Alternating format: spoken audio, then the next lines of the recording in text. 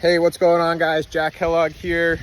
Got a ice bath in the making here with my dog, fucking Benjo. And we were just talking a little bit about trading right now. And Ben was mentioning a good point about risk to reward in yourself. You want to explain a little bit about what that means? Yeah, I was having this crazy thought out here enjoying the sun. It's a beautiful day out here in New Hampshire. And what I was thinking is, like, how do I get to where I want to be next, you know? And then I pretty much answered my own question. It was just like, just really maximize the ones that you know. But then I thought to myself, well, how do I do that if I'm trying to risk 300 or something like that, whatever number I want to risk? And I can only make 2 or 3 times that, which is, you know, that's good, but in the grand scheme of things, it's not going to get you where you want to be. So it's more than the chart level. It's how much are you willing to risk on yourself? Like, what's the market sentiment? Like, how convicted and confident are you that this is your day, this is your time, and you got to milk it for what it's worth? So that's kind of what I think about risk reward. You know, it's more than just one thing. More than just the numbers, right? Just the numbers. I think that's where a lot of traders get mixed up. They're like, I'm going to get in at 1 penny, I'm going to risk 0.009, and I'm going to sell it at 0.013, and I am going to treat every single setup like that every single day. And it doesn't matter if it's a cold market, doesn't matter if it's a hot market, doesn't matter the time of day, doesn't matter the month. None of this matters. Doesn't matter what the SPY's doing. But if you can take it one step further and ask yourself all these questions, is it the right time of day?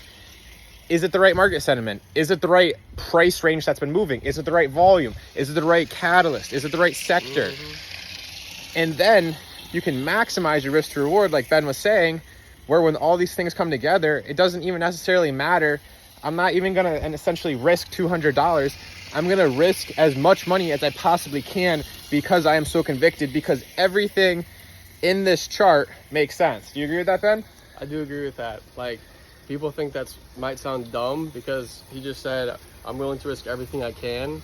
That sounds maybe bad at the surface, but it's true, because, like, he's not saying risk 100% of your money, but he's saying whatever risk you and your account can tolerate emotionally and financially, to where you just don't want to have any regrets when you're $100 risk on something and it goes up like 200% or whatever, it's a good short or something like that, and you're like, oh my god, like, this is like my average winner, like in like a C+ market. So it's something that's been holding me back. So I've just been noticing that, and I think it's a good idea to continue on that path.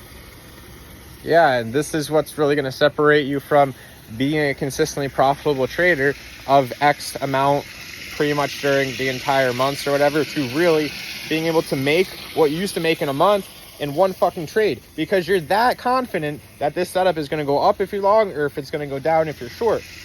And also something to consider is you're playing the risk to reward that I'm right and I'm convicted X%, and I think it's going to go here and I can get this much size. But if it doesn't do exactly what you want, you exit your position for as close to break even as you can. And when you get in that situation where it plays out exactly how you think, I can think of a situation in Mullen that I'll let Ben explain after we stop talking about this, which was one of my best long trades of last year. But when everything happens, I'm sitting here, I'm telling you guys the truth. I'm risking 1, 2, 3, 4, 5K, maybe 6, 7K, and I'm making 150,000. I'm making 170,000. I'm unrealized over $200,000. And that is just the biggest risk to reward that you can get. I'm sure other traders, they can even make crazier risk to reward. But personally for me, which I'm also trying to work on, is when I get to that $100,000 profit mark, it's in unrealized profits, it's very hard to continue to let it work or to continue to add more or whatever it's going to be. You want to talk a little bit about the Mullen and some other thoughts?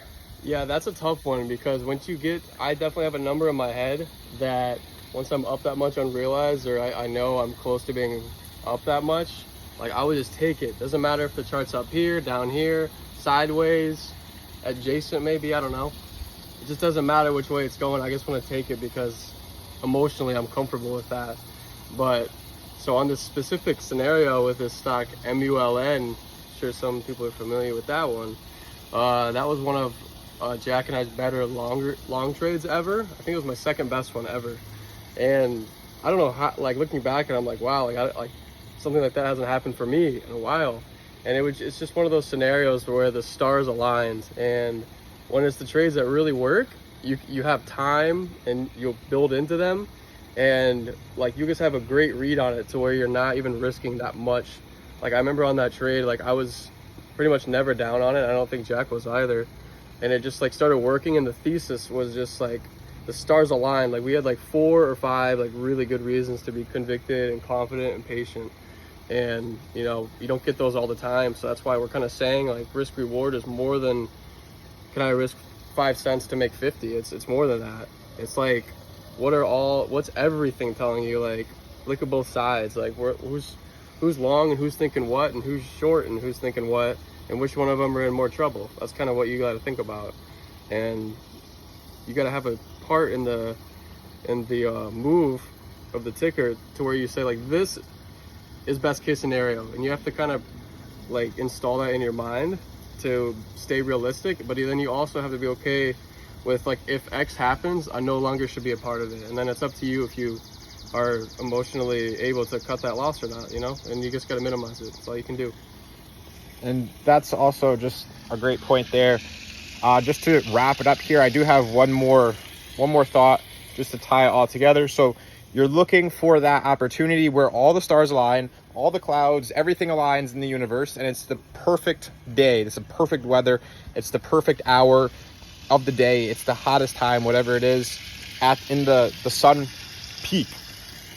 Yep. And you're going to be able to get a 20, 30, 40, 50R trade, essentially, of what you're risking, right? You're risking 5, you make 250. You're risking $500, you make 25 grand, whatever it is. And those situations are what's going to move the needle in your account. So then you can compound with the 3-to-1, with the normal risk, normal return trades. But the key is to differentiate that A+ setup and that setup that you just want to take 3-to-1 on. And I think the biggest thing that I'm going to leave you guys with is, what is the volume and what is the market sentiment? Patterns do not matter as much when you're trading this type of setup. Amen, sister.